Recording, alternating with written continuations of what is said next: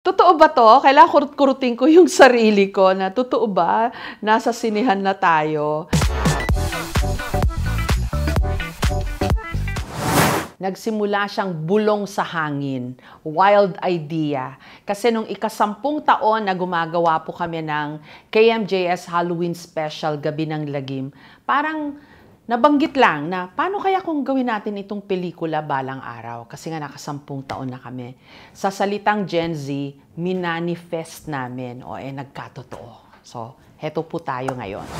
Siyempre, mas bongga. Big screen na to eh. Hindi mo na lang napapanood, di ba? Kailangan ma-experience mo na sa isang madilim na sinehan at malaking screen. So, with that in mind, binusisi ng mabuti yung production values niya, yung special effects, mas bongga. Kasi mas mahaba ring panahon ang naigugol sa paggawa nitong pelikula ng KMJS Gabi ng Lagim.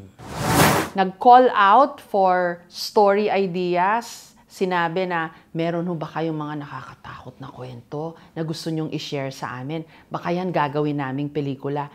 And ang ganda ng response ng mga viewers and followers ng KMJS kasi ang daming nagbigay ng kanilang stories, ng kanilang experiences. Tapos may committee na nag-aral nung lahat ng mga entries. Tapos pinili nila syempre yung pinaka nakakatakot at yung pinaka magandang isa pelikula. Kasi may mga magagandang kwento pero hindi mo alam kung mapapaikot yun ng imahinasyon ng screenplay o screenwriter para maging pelikula siya.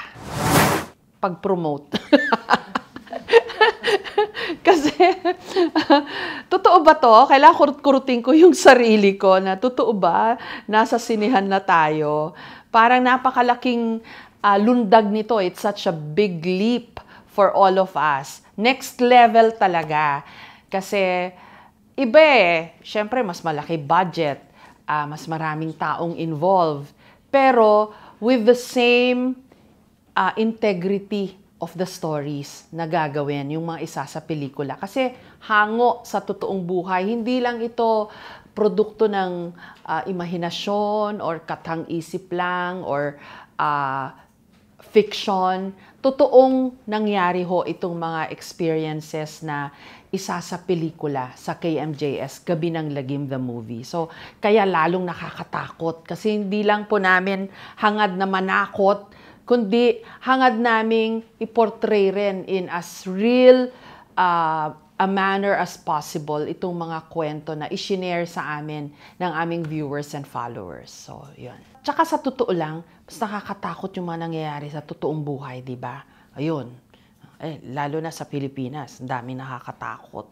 Yung mga kurakot, ikulong na yan. Oh. Yun po ang susunod na KMJS Gabi ng Lagim the movie. Yung mga nakakurakot at dapat makulong na. 3 kwentong hango sa totoong buhay. 3 nilalang mula sa dilim at isang gabing puno ng lagim.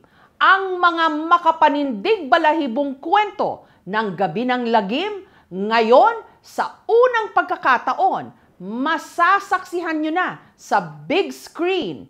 KMJS Gabi ng Lagim the movie. Showing na sa mga sinehan simula November 26.